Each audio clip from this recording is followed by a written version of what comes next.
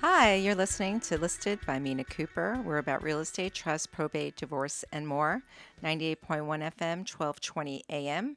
You could also watch us or listen to us on the KHTS Hometown Station page on Facebook. Or if you don't use Facebook, you can use the app at KHTS Radio. We are on every Thursday from 12 to 1, and I have some amazing guests on my show. The reason why I started my show is because they are the industry is underserved. I know everybody buys real estate, and people have healthcare directives, and there are a lot of divorces, and people are in this frenzy when unfortunate things happen, and they don't know where to turn. And when the pandemic hit, I decided to create an educational space for people to not feel alone because this is common, and to have a starting point on how and where to look to get the ball rolling and be prepared, or not want to have be in a frenzy looking for who to talk to. So today I have Mark Marcus, who is a bankruptcy attorney for many, many years. And he not only is an amazing bankruptcy attorney, but he's very knowledgeable, and he really cares about his clients. And that's how I roll, if you will. Caring about our clients is the most important thing. They come first. And he's honest, and he's forthcoming, and he knows the law. Mark, thank you so much for being on the show with me today. It's my pleasure, Mina. Good to be back. Yeah. So I know, in this whole world of bankruptcy and real estate and divorce and estate planning and trust and probate, there's so many moving parts. Um, and the more people have, the more complicated it gets. I was thinking, my mind is very a critical thinker. So I think of things that maybe most people would not think about, but they do happen. So someone files bankruptcy and they pass away. They do have assets. What happens in the bankruptcy when the person who filed bankruptcy passes away? They do have heirs to the estate. How is that handled, right? If there's a probate or a contested probate happening. Well, in that instance, somebody is going to have to make a determination as to whether or not the bankruptcy case is going to continue. The bankruptcy code actually allows for the bankruptcy to continue upon the death of the person who filed the bankruptcy. You also kind of have to look at this in the sense of if there's husband and wife or spouses involved, and one of them dies during the bankruptcy, as a versus I think what you're talking about, where either both of the spouses die, or it's only an individual bankruptcy filing, and that right. Either died. or is something that's unusual, but it can happen. It happens all the time. Right. There are multiple levels of complications and things that can happen, but the bankruptcy can continue when the person who filed or persons who filed the bankruptcy pass away. But obviously, somebody has to step in to basically take over their case. A lot of times the bankruptcy attorney will do it on their own if they're represented by an attorney. But as you point out, there are probably heirs involved, and the heirs is probably, if there's no will, right. Well, see, this gets involved in, is there a will? Well, a probate, let's say there's no will or trust, right? Or there's no will or trust. Right, let's say there wasn't, or one that wasn't done well enough, and there was a probate open for whatever reason, because they weren't there, they didn't exclude people that were heirs in the trust, right, and they came forward, right? Right. So the probate court, and I'm not, an expert in probate, but I'm going to give you what I know. The probate court has to appoint I'm not exactly sure what they call them, but a person who's going to be in charge of of the probate estate. This may be one of the heirs, or it may be an attorney or whatever. Obviously, if there are multiple heirs contesting, the court is going to have to make a determination as, somebody's going to have to be in charge, right? Right. So, and I would expect that it is that person who could make a decision as to whether or not the bankruptcy case is going to go forward. Right. But you raised a really interesting point, which I really don't know the exact answer to without researching it. And that is there could be a conflict of interest built right in there as far as what who gets appointed and whether it. In all fairness, it's probably not a great question because there's so many other things involved. Well, it is a great question. Right. I mean, it is, but there's if they're a married couple, if they're not a married couple, if there's an executor, if there's no executor, and no one's been appointed and no one can handle anything, potentially. Well, does a court appoint someone to deal with it, right? So it's kind of a strange place to be. Correct. But ultimately, this is something that would get worked out with, hopefully, the attorney who's representing the person who passed away, right? And with the bankruptcy court, the bankruptcy court. I mean, the bottom line is, I think the ultimate decision is whether or not the bankruptcy case continues or doesn't continue, because the bankruptcy case is not directly going to affect the heirs. In other words, they're not going to be getting any more than they would have gotten, if the person hadn't passed away. Right. So the bankruptcy court's going to do what it's going to do, and obviously there can be a benefit to finishing the bankruptcy and getting a discharge of the debts, so that the heirs don't have to deal with that. But as far as what happens with assets, you're talking about a house or something like that. Yes. That's going to be dealt with in the bankruptcy to the extent that it needs to be dealt with. In a Chapter 7 case, for example, you're not usually going to lose your house. Right. There's usually, unless, if your attorney knows what they're doing. Right. And then exactly, and that's why I have you on the show, because I want people to use an attorney that knows what they're doing. It's very important. Yeah. Typically these things don't usually happen in Chapter 7 cases, to be honest, because Chapter 7 cases are pretty fast. And there's no assets necessarily, but the house. Whether there's assets or not, but it's only like a 4-month, 3 to 5 month process. What exclusion is the amount of assets you can own to file a Chapter 7 and eliminate all the debts? The exemptions are, it depends on the exemptions. If they have $1 million house, let's say. Well, it depends on the asset. The California has a new homestead exemption, which I think that started. I'm losing track of years. I think that started at the beginning. That's what happened when we were locked down for almost 3 years, right? Exactly. But the homestead exemption for a residence in California now is slightly above $600,000, depending on where you live. And things like that. So it's a pretty good exemption. Yes. So if you have less than that amount of equity in your property, it would be protected. Oh, that's great. That's great. Yeah, there are exceptions, as with everything. But, yes.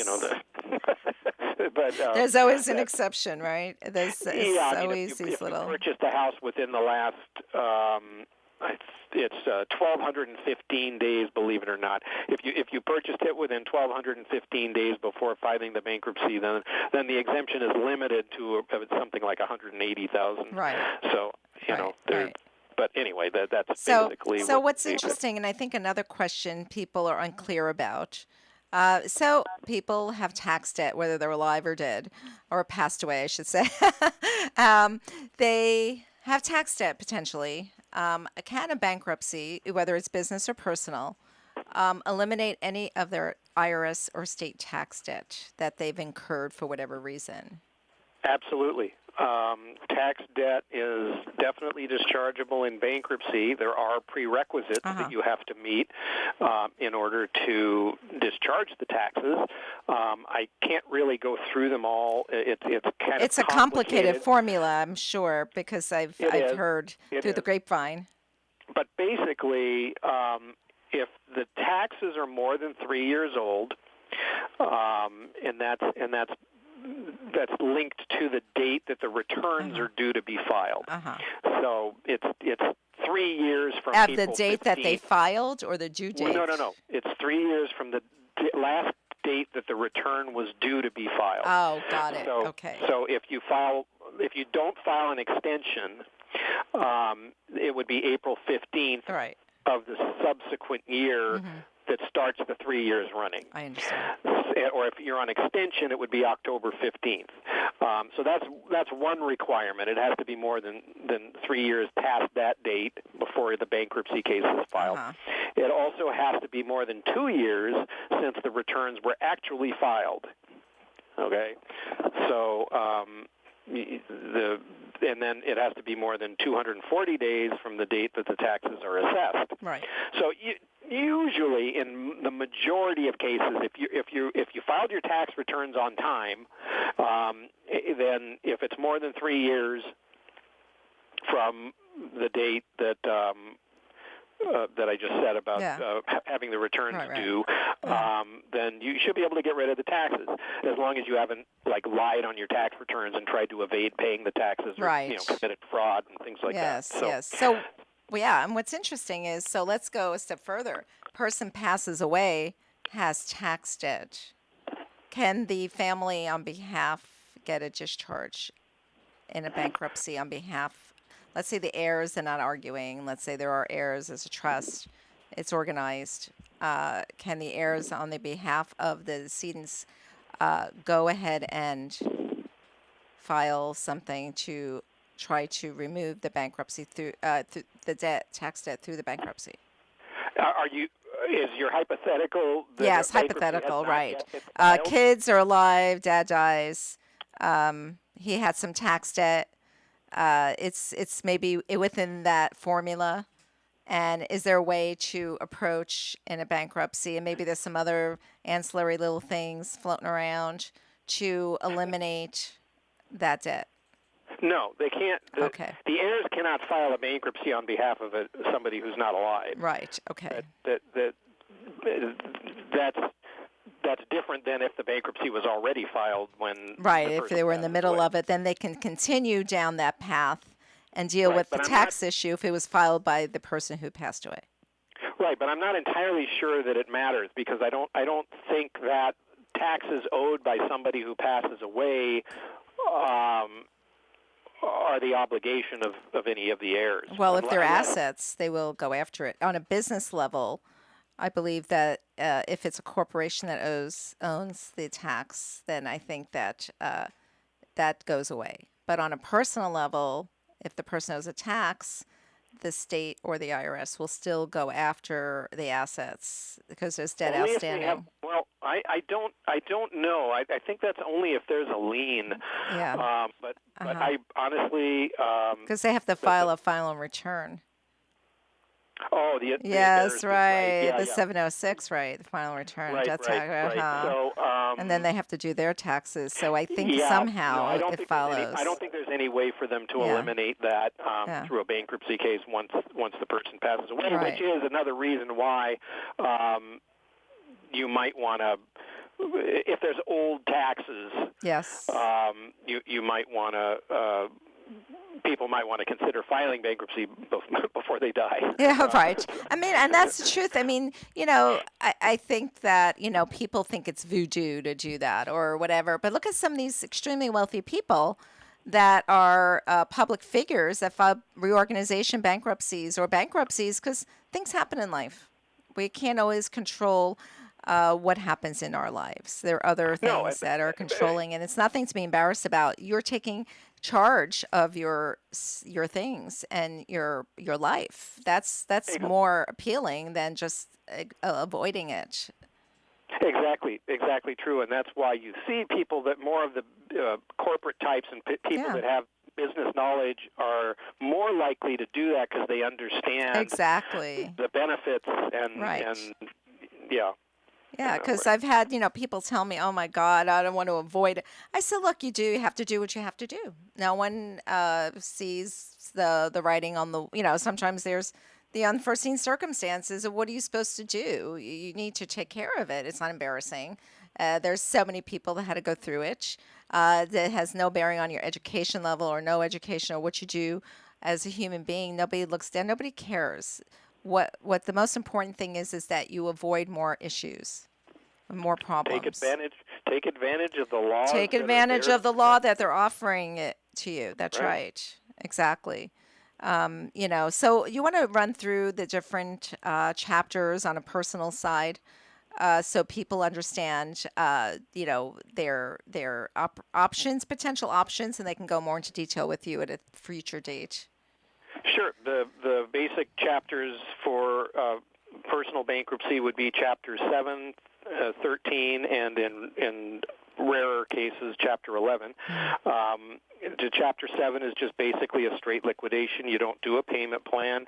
You just file it, and what you give up is any non-exempt assets that you have, which, again, if you're doing it correctly, there won't be any non-exempt assets. You should be able to just get rid of your debts without having to pay or give up anything. That's fantastic. Chapter 13 is a repayment plan. Where you basically pay a monthly amount based on your budget for a period of time, which is determined by a formula that I won't go into now. Right. I'm going to get you a chalkboard next time we're going to do it. Yeah, and you would use a Chapter 13 case if you had assets that you can't protect in a Chapter 7 case, or if you had too much income to do a Chapter 7 case. And you can use Chapter 13 to catch up on payments, like on your mortgage. If you're past due on that, you can use it to catch up over a period of up to 60 months, so it's very valuable for that. And Chapter 11 is essentially the same thing as a Chapter 13. It's just more involved and more expensive, and it's for people who there's a debt limit in Chapter 13 of at the moment it's I keep forgetting these things. That's all these numbers. At the moment, I think it's a little over I think $2.5 million of total debt. Wow. But if you have more debt than that, you might need to do a Chapter 11 case. But and the way I see it, if you don't file a reorganization, they can file judgments against you for non-payment. So if you're in a bankruptcy, then they're taking care of it, if I understand it correctly, right, Mark? Do they take care of it so it avoids judgments and they can do it legally? It doesn't have to be a reorganization, but any bankruptcy is going to stop collection on a judgment. Which is great. That's what you want to avoid, because you don't want to get those letters of people trying to sue you like that. Mark, we're going to have to take a break soon, so I'd love for people to be able to reach you. They can reach you on Facebook and the app, and right now, what's a good way for them to reach you? Should they have any questions? I know your time is always available for people that need your help. Yeah, best way to reach me is through my website is bklaw.com. That's B as in bankruptcy, KLAW.com. And my phone number is 818-509-1173. That's so amazing, and I thank you again. I could just talk to you for hours. There's so many different angles to all of this. And it's interesting because when you hear, people talking about something like, wow, there are these solutions, potentially you should talk to someone. It's good being someone who has some information to know that there's a place to guide them to go, that it's not the end all and do nothing about it. There are potential antidotes for all these things. So thank you so much. Most bankruptcy attorneys offer free consultations. Yes. Always take advantage of learning. Yes, educate yourself. Mark, thank you. Have an amazing day and a great weekend. Thank you, Mina. Thank you. Hi, you're listening to Listed by Mina Kuper, 98.1 FM, 1220 AM. We're about real estate, trust, probate, divorce, and more. And you can watch us on, listen to us or watch us on Facebook, KHTS Hometown Station page, or the the KHTS radio app. You can download the app. We're on every Thursday from 12 to 1. And today, I'm really excited to have Maria Pirmushko from MVP Law. She's the owner and operator of the law firm. She's amazing. She loves what she does. She's very passionate. I would hand anything over to her because she'll get it done. Maria, thank you so much for being on the show today. Mina, thank you so much for allowing me to be here. Yeah. Because as you just mentioned, I'm very passionate Yes, about what I yes, do. yes. And I'm trying to use any and all venues available for me to talk about necessity of estate planning and to emphasize it and to make sure everybody's covered and protected. Yes, and I know that you're smart and you're reasonable, and when I listen to you speak, you're able to carve out whatever someone needs. Because every situation is so unique, right? Absolutely. And I see it too. I get all kinds of things coming to me, right? Because I need to know the background story Of course. when I go to sell the real estate assets. And so, it's really amazing, when you hear what goes on. And of course, people are older at that point. There are blended families. There are kids. There are kids that nobody knows about. Oh, that is true. That's an I interesting hate to situation. say, well, that's an interesting situation. And unfortunately, it has to be spoken to the attorney because they are part of the party, regardless of what happened. Life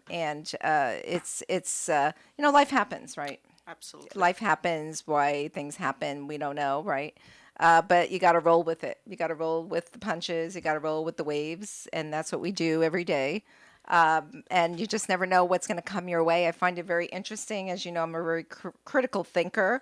I always find an antidote for everything. Somehow, some way, I don't stop until I figure out how to do this. Yes, you're amazing. Yeah, thank And you. about rolling with the waves, absolutely. Life presents us with situations. We don't need a script writer. No. But my objective, my purpose is to have you to be prepared as much as possible for all of those life situations. Whenever I talk to my clients, you're right. Every client's situation is very unique. I ask very uncomfortable questions. Right. And we're trying to predict for this kind of family what kind of what ifs can come up in the future. Right. And we're trying to prevent those or address those issues in their specific estate plan, which is most likely a living trust for most of the families. Right. And, a big thing is, a lot of people that do get divorced, they forget to or don't want to deal with revisiting everything because it usually was not pleasant. But unfortunately, what I always say when I meet someone who is in the process, I said, do you want your ex on your healthcare directive? Oh, no. Well, that resonates. That, just... It's time to go back. Well, it's interesting. It's not the money, and then they kind of like shoo that away, funny enough. But it's the healthcare directive that grabs their attention. Okay. Right? That's a good one. I should but use that. in a crazy way. It's kind of a funny, sarcastic thing that I do just to... have them start thinking about because I'm trying to help them, right? And avoiding it is not a good thing. At some point, somehow, whether you get a mediator to work through upgrading everything and rearranging things appropriately so that you're not arguing doing it. You get a babysitter to sit there and help you work it through it. What are some of the ways people can hold title, married and unmarried? So you have boyfriend, girlfriends, you have brother and sister, you have married couples. So we're talking about holding title to the real real property. Yes. So there are various possibilities. Of course, favorite of our community, I'm sure you know, it's joint tenancy with the rights of survivorship. Right. People, most brokers, title companies, it's the easiest way for them to put to title it even to married couples.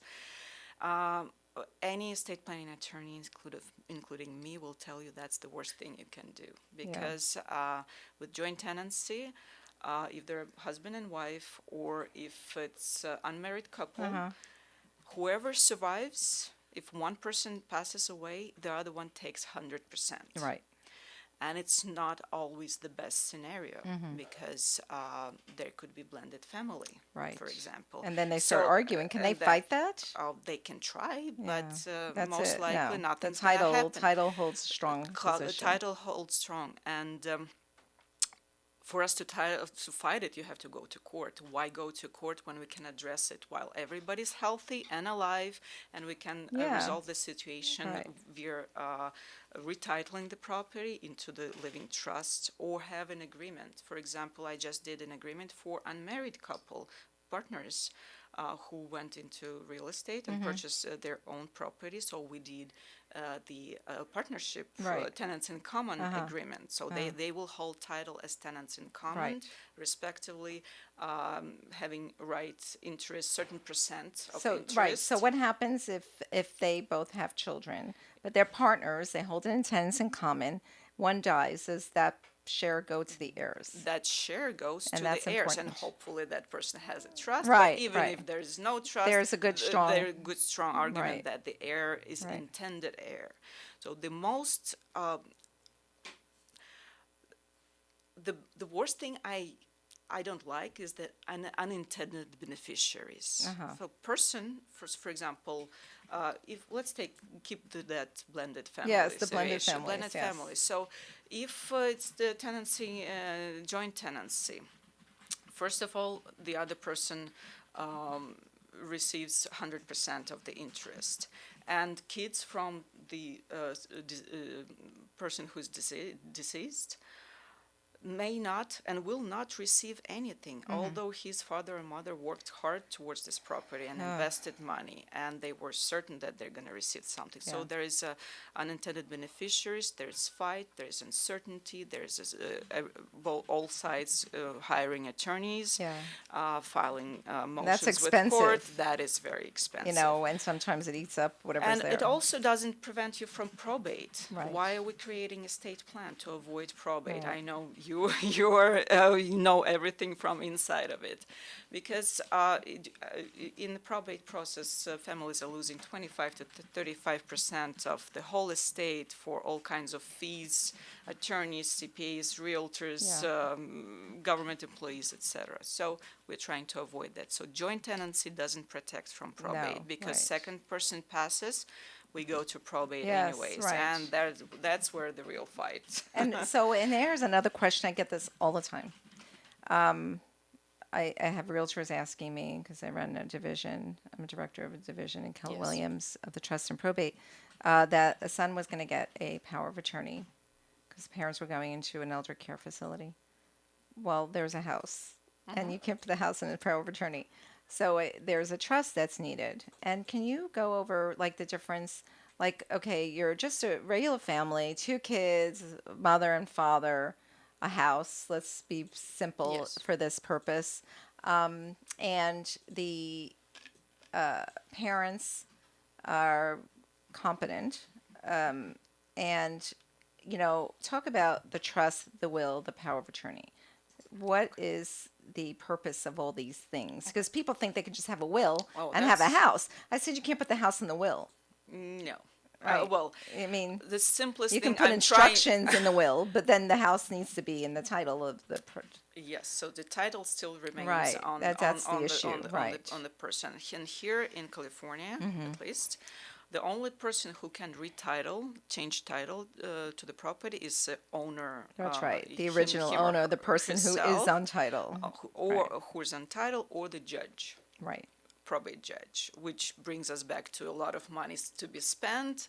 Time here in Los Angeles County, about 2 years to finalize, even if there are no disputes. So whenever people think about estate planning, first off, they think, it's not for us. We're too young. Well, especially with the pandemic, I've seen so many deaths. Nobody is too young. For unforeseen circumstances. Unfortunately, I don't want to get into things happen. So And, many calls I received. Also, or we don't have an estate. People think, oh, we have to have an estate on Mulholland Drive right, to have a, to we have just a live plan. here, it's going to go to Yes, us. I yes. had that conversation too with someone. My brother and sister live there, so I'm just going to give them the house. But no one did any paperwork, and she Yeah. doesn't want that. I said, it's all fine and good, but that's not the way it goes. Yes. I said, there has to be a legal document that's saying you're okay with it, and Yes. they own the house when that person passes away. Yes. So then, so we're too young, we don't have enough estate, but no, that is not right. And people also think that will, a classic scenario, if I need to, give property to my heirs, I'm just writing a will on a napkin somewhere at the bar, the Yes, classics. right. But if there is a will, there is still probate. Yeah. Creating of a will merely gives a probate judge, an idea who you wanted the property to go to. Right. But it still can be contested. Yes, because it's the title, you're back to title it's issues. It's still gonna be probate process, again money, again time and nerves and commotion and uncertainty in the family. Yes. That's what we're trying to avoid. Whenever you have a trust, a living trust, you're creating a document, a legal document, which is very thorough with my firm. Yes, I mean, because there's so many little things that if you miss it, that could be an issue. One lady just asked me today if she can prepare a trust herself. I'm like, all right.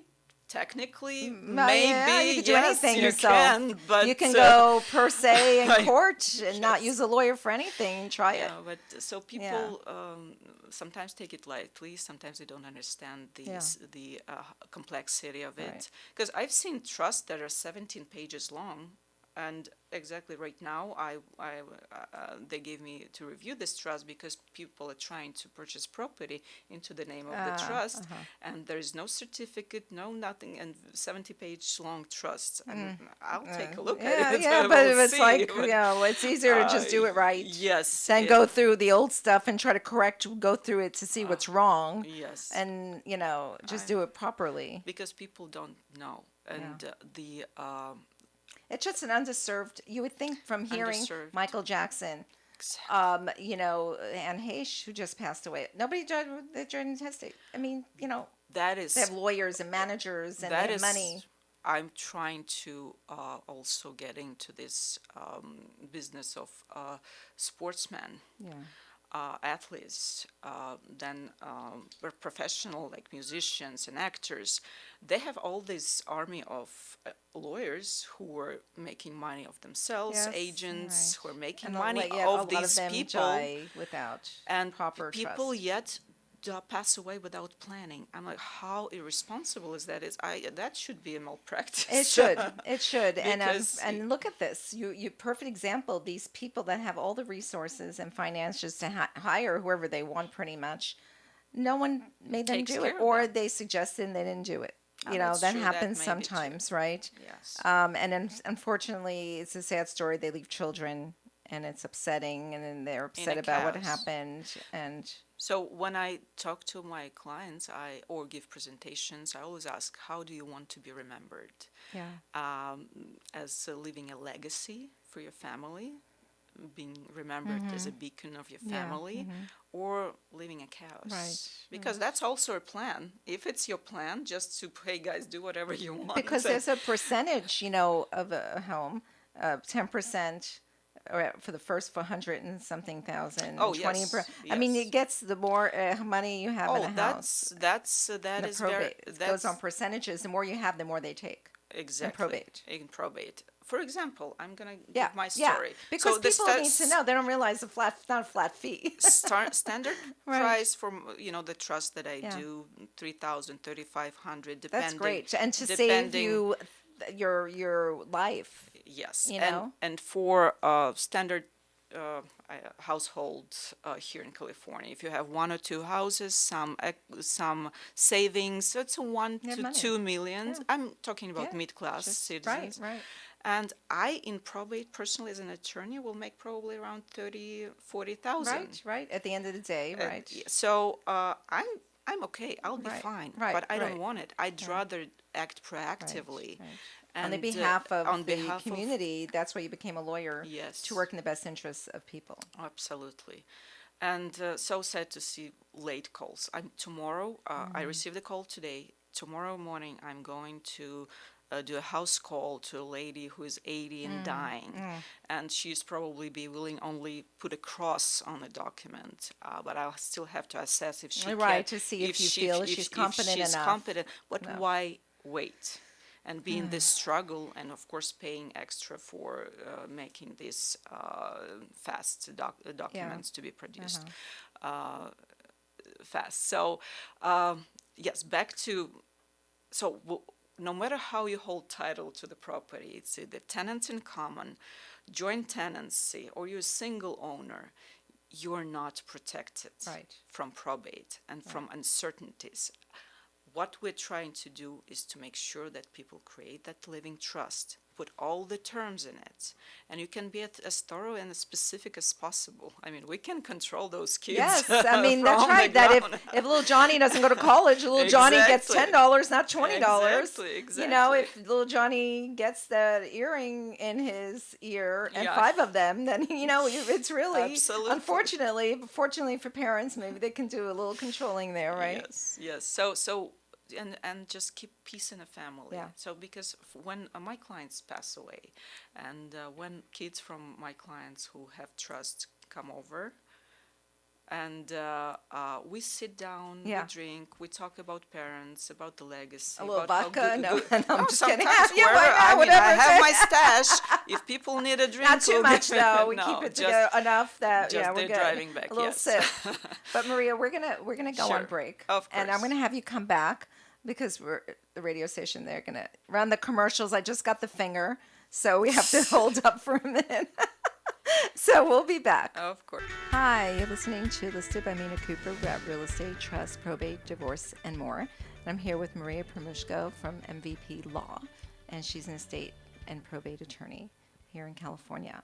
And we had some interesting conversations about different scenarios. And I had one that I was talking to her before we got back on the air because I like to go out there, right? It happens all the time. You know, couple has a family here in the U.S., couple still married, have kids. One of the parents has a family that was undisclosed in another country. Yeah. And he dies, or she dies. And all of a sudden, there is a trust or not. But if there's a trust and they didn't mention that family in the other country, what happens, Maria? Well, potentially those kids from prior relationship may come out and They have to be notified. And of course, they have to be notified. Or if they find out somehow, they can potentially come back and raise their hand and say, "Hey, we're entitled to something." That's why, first of all, if it's a married couple, and I represent both during the first meeting, Even if they were even in the marriage and they went and strayed and had another family. it's okay. But if I represent married couple, I advise them that they have potential conflict. Yeah. And me representing both of them means that I'm gonna disclose information Everything. to everything. You may not want you tell to. me something, I'm gonna But tell how you do you what. do a trust together then? Oh, you do. If you're still married, Yeah. they do the trust together, But you but see you them have to separately. disclose You have to everything. in front of each other. But In it's front going to be of- on paper anyway. Yes. So that's where I ask uncomfortable questions. Yes. Do you have kids from any prior relationship, Right. somewhere alive or deceased? And it's always better to disclose, because if we put on the trust document, hey, I acknowledge that I have this child who is estranged or who doesn't live with me. I haven't known. I acknowledge that, but I'm disinheriting him Yeah. and her on purpose or because. Yeah. Then it's legit. You put it on paper. You acknowledge having those children, but you're not giving them anything. I have another one. All right. So couple married 10, 15 years, 20 years, whatever.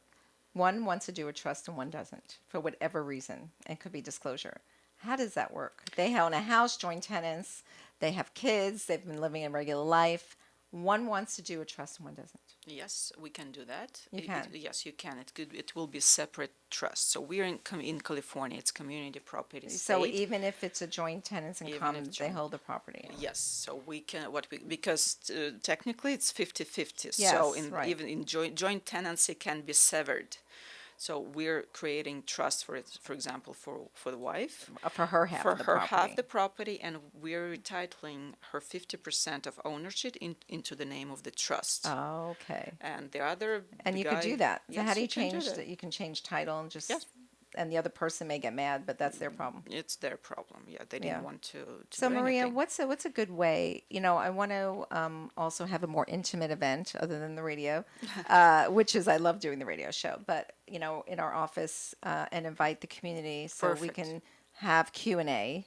There's too many people to do Q&A on the radio, and get more into depth a little bit about different scenarios that people who attend Perfect. will have questions about. And also, I didn't know if I told you, we're going to be doing a Zoom, a UCLA Bruin Zoom with Honorable Judge Barbara Johnson, who was in the probate and criminal courts for 27 years. Yes. So she's going to be joining us That's on October awesome. 26th on Zoom, so you'll come and listen. Love to She's join. great. She has a lot of information about what goes on in the background, and a Oh, lot of it yeah. has to do with real estate and stuff. So I'm really super excited. We have over 50 people attending as of now. Beautiful. So I'm really excited to have the judge come I in have and so speak. much respect for probate judges yeah. in our It's a community. lot of I work. mean, It's a they're hard they're job. so It's a overwhelmed. hard job.